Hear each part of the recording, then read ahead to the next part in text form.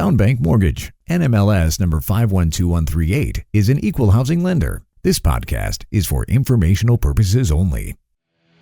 And now, the man born with a 5 o'clock shadow and with the NMLS number 2028-201. He is a gentleman. He is a scholar. He is Tyler Cralle. All right, welcome everyone to the first Cape Fear report of 2026. And I do have to apologize because the last one I did was in, I think, November. And I said, I know things slow down in November and December, but don't worry, we're still going to be doing shows. And then I didn't do a single show. And so I do apologize for that. But we are back here in 2026 and we are kicking things off right because joining us here on the show is a rising star in real estate, according to the latest Real Producers magazine, and that would be Brook Hall with Wilmington Realty. And Brooke, thanks for being here. I appreciate it. Thank you so much. Thanks for having me. We are going to get to the Real Producers thing. Okay. But I'd like to start kind of in the beginning. Sure. Talk about how you got started in real estate. I know your family's kind of in the biz. So do you want the long version or the short version? Well, it's a podcast, so I mean, I'm not Joe Rogan, so, you know, somewhere in between. So definitely wasn't what I originally wanted to start out doing. I always thought it was cool, you know, because I grew up here in Wilmington, and so you see these awesome houses, and you see, you know, the magazines and the realtors. It's like a cool thing to do, you know. But it wasn't really what I had in mind. Definitely kind of been around the real estate industry for a long time. My mom owns Wilmington Realty, which I'm working for now, and she has focused on property management for her whole career. So she came down here in the 80s, got married to my dad, started Wilmington Realty. And so at that time, really not a lot of people were doing property management, but she kind of just started it up one by one and sort of grew her book of business and grew it to where it is now. But I spent a lot of time in the office growing up, kind of going in there, you know, checking out keys for people, writing rent receipts. That's good. It's free labor for like your parents, right? Exactly. Yeah. So, you know, just kind of was around it a lot, of course.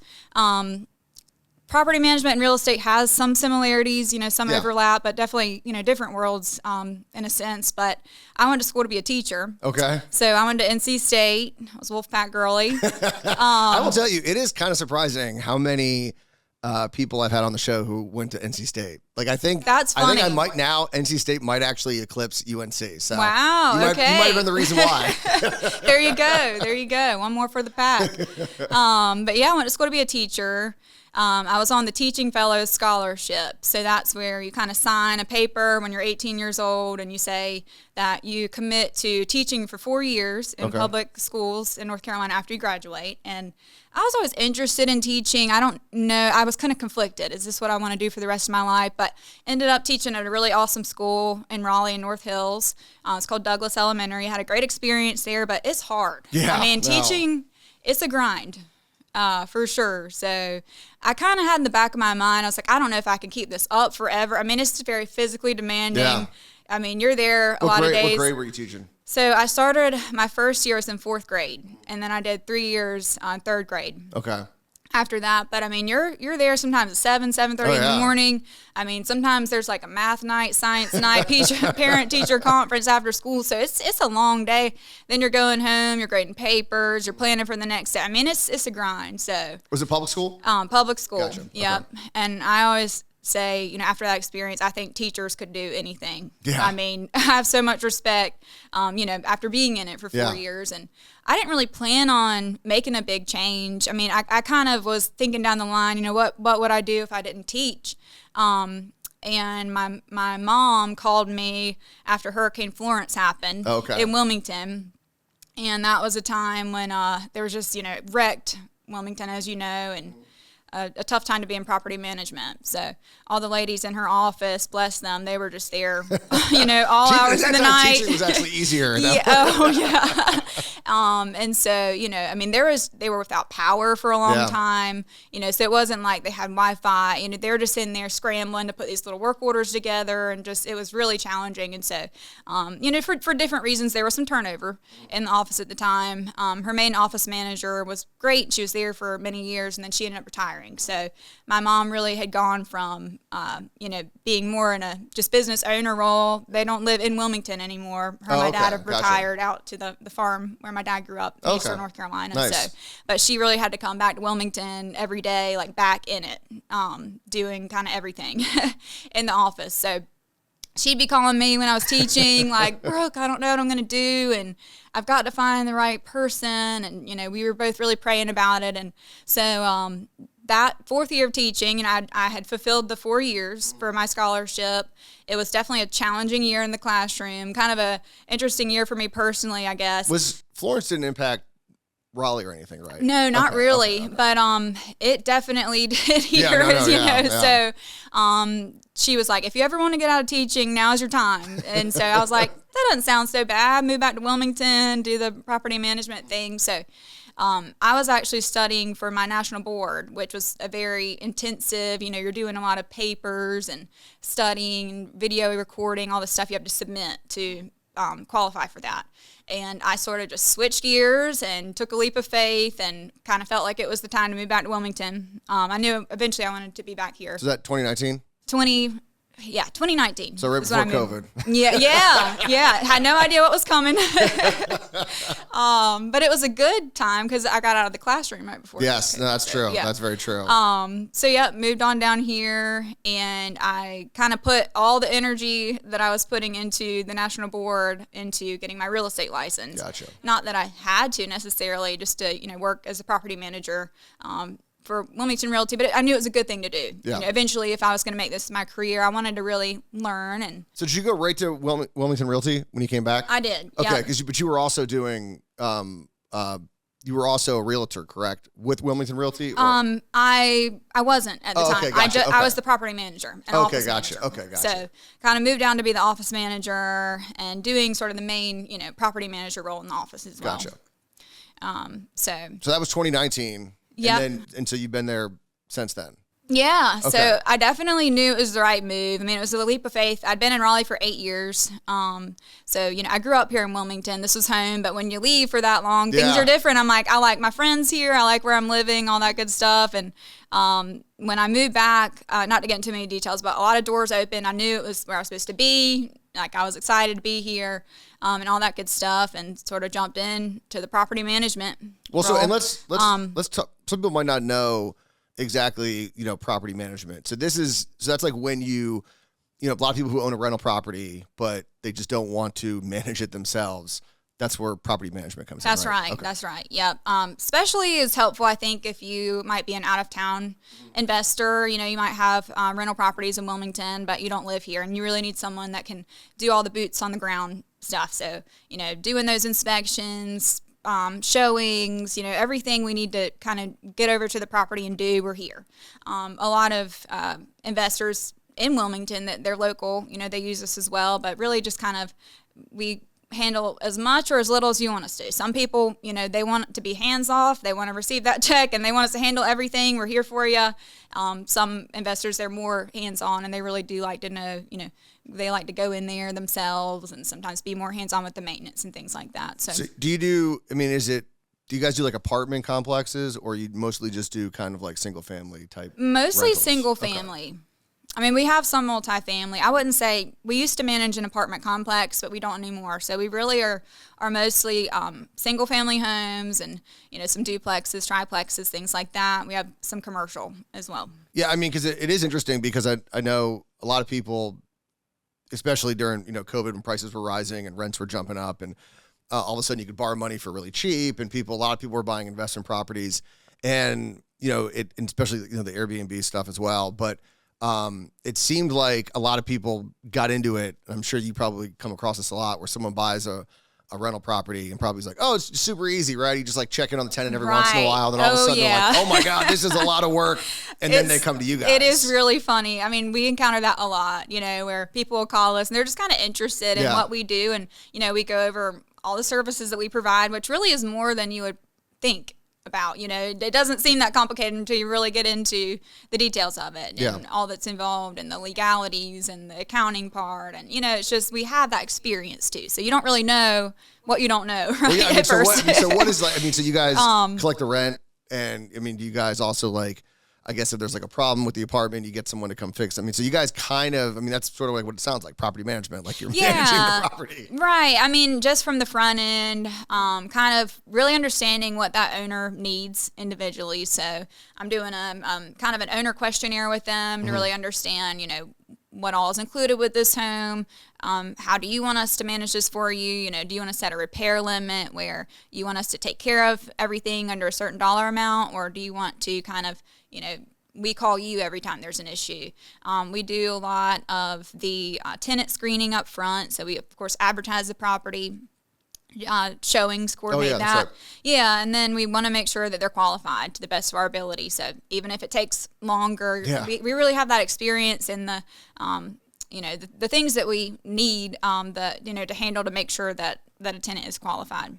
Yeah, I mean, it like I said, it's got to be kind of interesting because a lot of people probably got into it over the last couple of years, and people probably come to you and said, wow, I didn't realize how much this was going to be.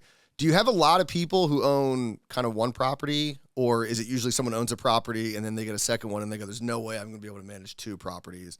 So do you have a lot of people who are just one property, or is a lot of your clientele kind of they own multiple properties? We really kind of have it all, honestly. I mean, you know, I don't know. I feel like there's a good amount that they do just have one property. Maybe it was inherited, or maybe they just kind of bought their first one, and then we have your investors that have 12. You know, we worked with a lady one time, she had 28 properties, so kind of all across the board. But people do, they'll call, you know, we'll tell them all about our services, what we provide, and they'll be like, it's okay. You know, we don't really want to pay that management fee right now. And then they'll call us 3 years later and they say, we take that back.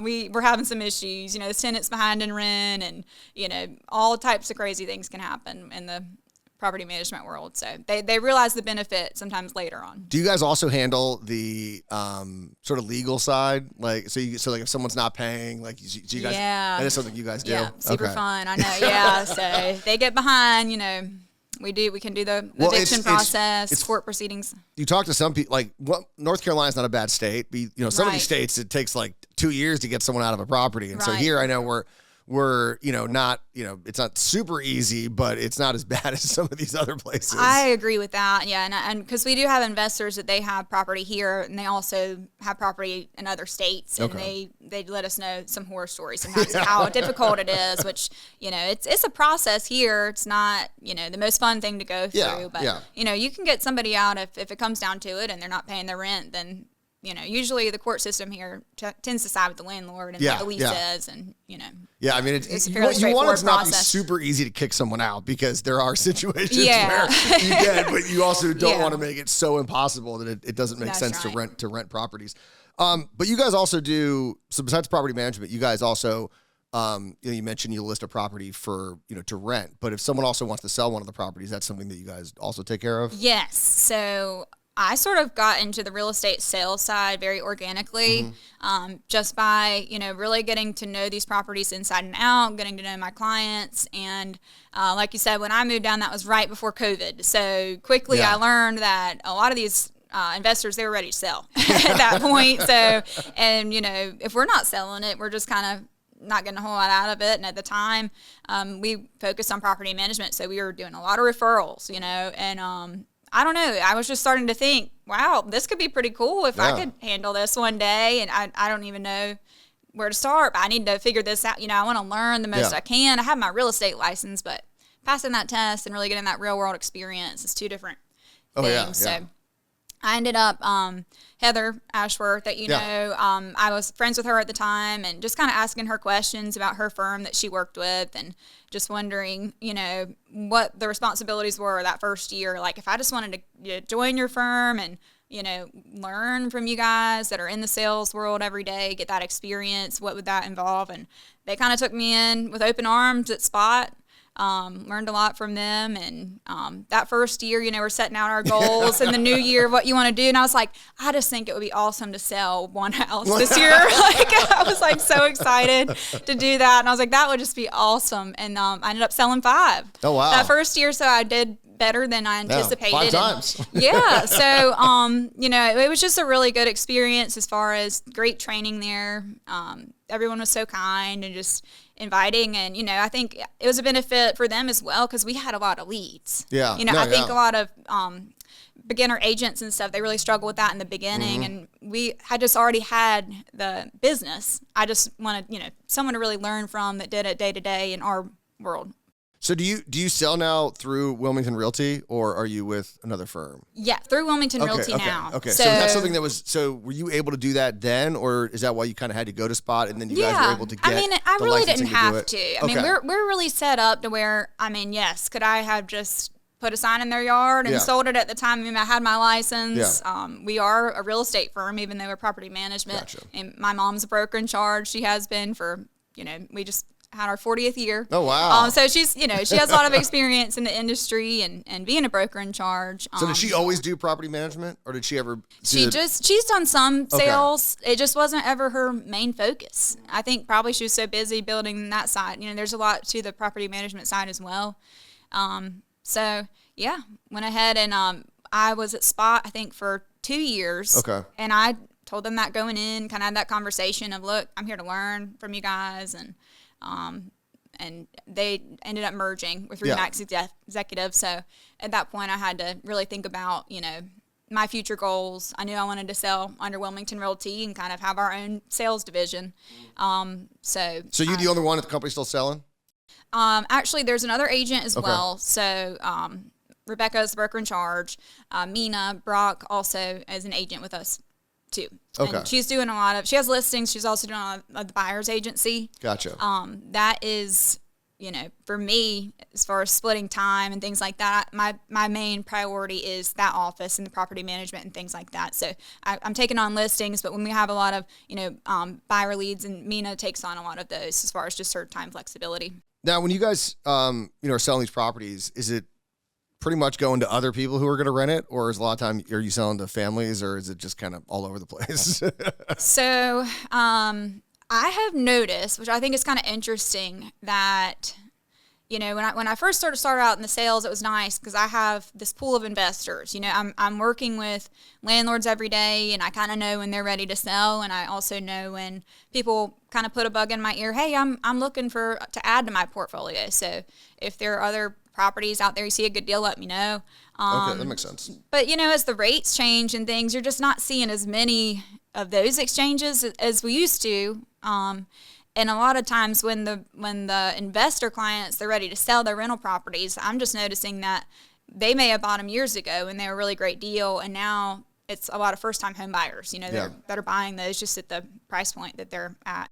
Yeah, I mean, it does seem like, I mean, obviously because of the higher rates and the fact that you have seen, you know, home prices jump a lot, that, you know, if you are going to buy this house and you're not willing to put, you know, 30 or 40% down, it is kind of hard to kind of cash flow and not actually and make money straight out the gate. Right. And then of course, if you're having to use property management, it's you know, it's going to be harder to do. And so it definitely seems like that has been probably slowed things down a little bit, just with the rates and the higher prices.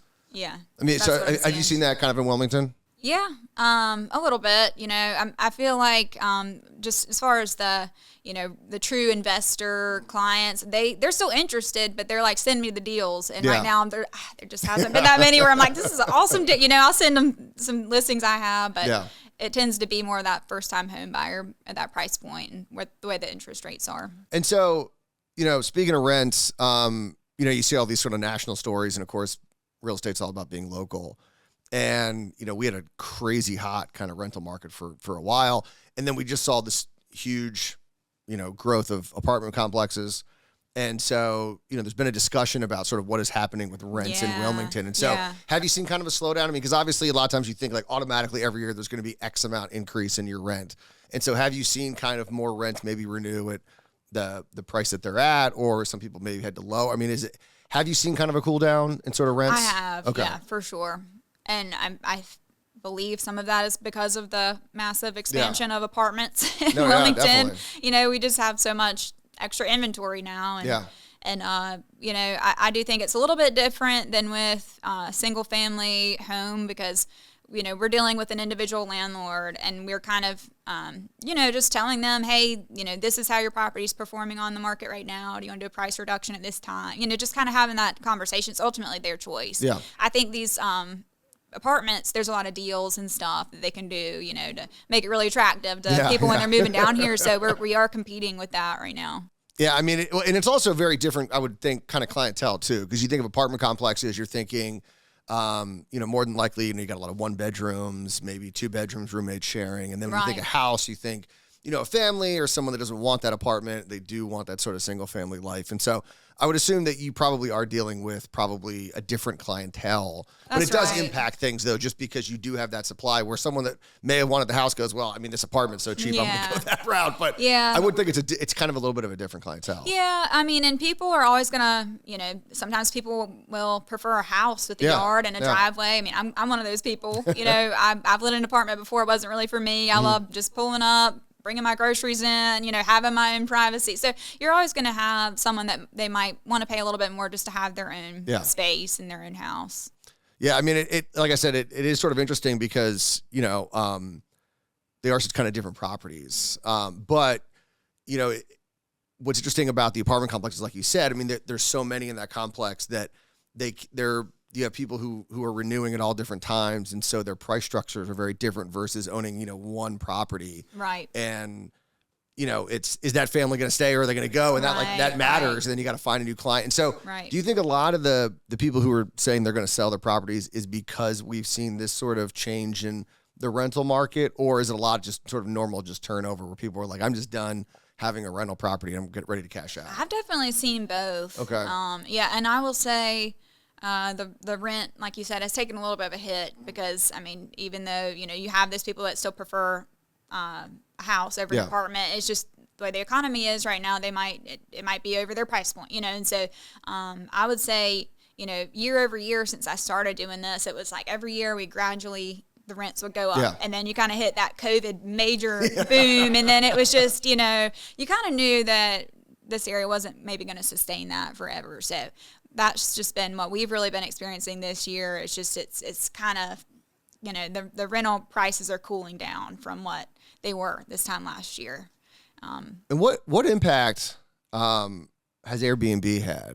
I mean, is it, because it's obviously a different kind of rental. I mean, that's obviously not something, I mean, is that something that, do you guys have a category for that where you do manage that, or is that? We don't do any vacation rentals. We do pretty much just 12-month long-term rentals.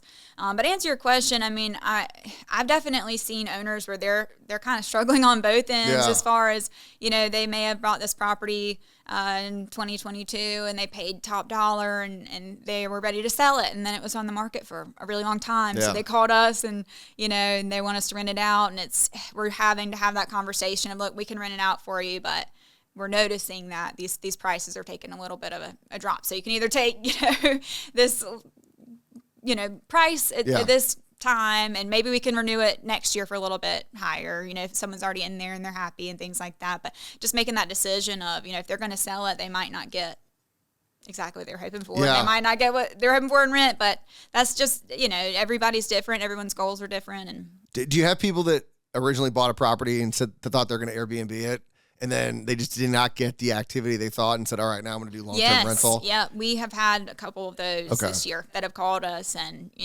and we don't really do a lot of furnished rentals right now. So we're like, are you sure? It looks so cute. But, for long-term, it really, unfurnished tends to be better. And they're like, yeah, we're just ready for the long-term. So. Yeah, I mean, because that was another thing, is that all of a sudden you saw this explosion in Airbnbs. And, if you're by the water, if you're at one of the beaches here in the area, or you're downtown, like I see all these properties lists. I'm like, that'd be a great Airbnb. That'd be a great Airbnb. Right. And then you saw these people who were buying like a house in like Monkey Junction, for example, and which is a great area. But I know people that are like, I want to go visit Wilmington and then stay 5 minutes from the beach. It's like, I want to be on the beach. Right. And so I feel like people were buying properties in places where it did not make sense to Airbnb. Exactly. And that's like, a great never point. mind. Yeah. Right. Yeah. So, and I'm not an expert by any means on the vacation rental side, but I would assume that, if you've got a prime real estate location, and you're pretty confident it's going to consistently stay booked, that might make more sense than, buying something downtown. Yeah, It just, I don't know. Maybe the numbers aren't making sense. Yeah, we have seen a lot more people come back to the long term. Yeah, it just seems like that would just make, just more sense as a long-term rental Right, versus right. it's either too big and, you're just not going to get as many people that want to rent that. And because, you see these places that list, like say downtown or the beach, and they're basically like efficiency almost kind of. And you're like, that's great. Like, you're going to be there for the weekend. You're not really in the place that often. Right. But like a house is just a harder, if you're not like on the water, is a harder Airbnb, I would think, for the most part. So one thing I did want to ask you about is sort of the difference between sort of property management and sort of selling and buying real estate, because it seems almost kind of similar where you're kind of brokering a transaction between two people on either side where, if you're buying or selling real estate, you're dealing with the buyer or seller versus the seller and buyer trying to reach a compromise. And then kind of a similar thing, I guess, is it with property management where, you're dealing with the tenant who obviously wants, kind of everything to be absolutely perfect. And then the guy that owns the property is like, I can't do all of those things. Right. And so is there kind of a similar dynamic, or is it very different? Yeah, I mean, there's some overlap, of course. It's just sort of a different transaction as far as when I'm dealing with landlords and, representing them in the property management world. That's such a long-term relationship. Yeah. So we might be, we know a minimum of a year. We've got a lease for a year, and depending on what their goals are, they might just want to keep it rented for a long time. So we have owners that have been with us for 20 years. We have, some owners that they might just want to rent it out for a year and then sell. So different goals as far as when I'm working with a buyer or a seller, and it's a home that they're going to be living in, like a first-time home buyer. There's so much more emotional attachment to that. Yeah. Same with selling a home. If a seller lived there for many years, it was their family home, now they're ready to sell. They're just really specific on what they want out of that. It's not maybe all about the numbers. They want to make sure it's the right person, and the way it went down was, respectful, and whoever's moving into their neighborhood, that everyone's going to be cool with, and usually with investors, they're just like, we need this price. So it is a little bit different, and just kind of understanding who your client is and what their goals are. I do want to ask about, so you're going to be in the Real Producer magazine? I am. I'm still waiting every day, checking my mailbox. So you haven't Can't wait to see it. Yeah. So I saw you posted the cover. Yes. Okay, so but you haven't got the actual magazine I've seen like a proof of it. Okay. So when is that coming out? Anytime now. Okay. I mean, I was trying to, because this month. It's this month. Okay. Yeah. All right. So it'll be it's the January one? Yes. Okay, gotcha. Yeah. Okay. So you're the rising star in it. Rising star, that's right.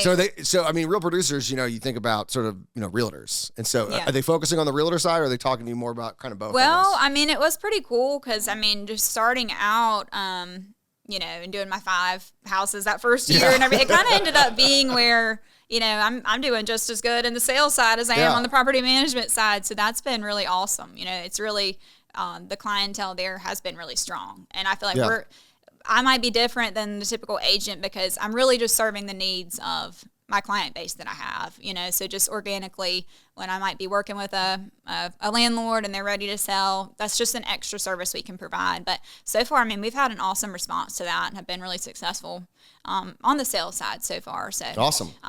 Who knows what the future holds, but hoping that, Wilmington Realty will be equally as recognized as a sales brokerage and property management. Yeah. I mean, it kind of works both ways with just the name. That's right. Well, that was one idea. When I knew that was our name, I was like, we could do this. Yeah. Yeah. And then before you go, I did want to talk to you about kind of something else that you do outside of the real estate world, which is, I think, amazing, which is like you perform like music at places, like you play live music. I do. Yes. And that is, I have no musical talent, so I could never do anything like that. And then plus, like being live, like in front of people, is also a thing that I'm not that great at. So, well, you are. You're behind the mic. That's true. That's true. We're similar in that way. So, so how did you get started in that? I mean, how long have you been kind of doing? I mean, I guess performing. Yeah. So this is kind of a newer thing. I've always been a singer, for most of my life, but never did really a whole lot of the live music. Sang, done some. So sad, but some funerals, sang at church, Yeah. Things like that here and there. Just have some live music experience. but it's something that I realized when I got kind of out of college, because at that point it was fun. I was playing my music. But, you get in the real world and you don't make time for those things anymore. And real estate is a lot of fun, but it's also, you're very on and you're doing these negotiations. There's a lot of, you really have to be using a different side of your brain for that, very business. So it's just a way to kind of use my creativity, kind of have a different outlet there and have some fun. And so you always sang, but I mean, obviously, I've seen you play guitar and stuff. And so, yes. So how long have you been, you've been singing, so how long have you been playing instruments? I started playing guitar in high school. Okay, gotcha. So I had a friend who, we were kind of talking about things we want to do. I was like, I'd love to start doing more of my music. It's kind of sad now that I'm in the real world. I mean, I never sing anymore. I used to do that all the time. And she had a friend that owned a restaurant here in town in Carolina Beach. Yeah. And they convinced me to get up there and sing. So that was your first one? That was your first, like, kind of outside kind of church and everything? Yeah. Okay. I mean, I did it a little bit, but not too much, back in college, early 20s and things like that. But and so are you also recording music too? Not really. I mean, maybe at some point, but so I'm juggling a lot of hats right now. So how often do you perform? I mean, you try and do it like pretty regularly, or is it just sort of, whenever you have free time? I'm doing it as much as I'm able to balance it with a full-time career. My real estate property management, that always kind of comes first, but I'm doing, some Friday nights, Saturdays. It might be, Thursday night here and there. Been at Jimmy's. That's been a lot of fun. That's a good spot. Got to sing at the Commodore Club, which is awesome. That's really, that's really fancy. Cool. Stoked is where I started out. So do you do different kind of music, or is it all kind of, or depending on the venue? Country, classic rock. Okay. So check me out. Yeah, I mean, so so this is going to be Monday. I'm going to put this out. So next week. So when's your next performance after next week? So my next performance is this Friday at Stoked, and then I'm singing Henry's Restaurant January 24th. Okay. 4 to 6. I've got one on the 31st back at Stoked, and I'll be back at Jimmy's on Valentine's Day. Oh. So if you guys need a Valentine's slushie, pre-date slushie, come on down. That's awesome. I mean, is that something that you're hoping to kind of just keep as a side gig? I think so. Right. Who knows? Right now it's just for fun, but it's been awesome. Just seeing like my friends that come out and have a good time, and just kind of using a different side of my brain than normal. Yeah, I think most people in music would probably say like, keep it side gig. Don't try to do it. I have learned that. It was funny. Back in college, I remember thinking about, man, do I want to do music? Should I move to Nashville? And my parents were like a hard no on that. Yeah. You should get And I'm thankful for that. I'm glad I have, a job. But it's kind of nice to be able to do. No, that's 100. Yeah. That's, if you can, that's the way I kind of love. That's sort of what I do with this podcast. Right. Is I like doing like broadcasting. It's a passion project. But it's hard to make money doing it. So it's like you have a job and then you kind of do. And then it's just fun. It's not stressful. Little side hustle. You're not relying on that to like eat. Is a good thing. Exactly. Very thankful for that, for sure. All right, well, Brooke, I appreciate you taking the time, joining us here on the podcast. And like I said, congrats on not only your music career, but of course also being in Real Producers Magazine. And like I said, thanks for being here. Thank you so much.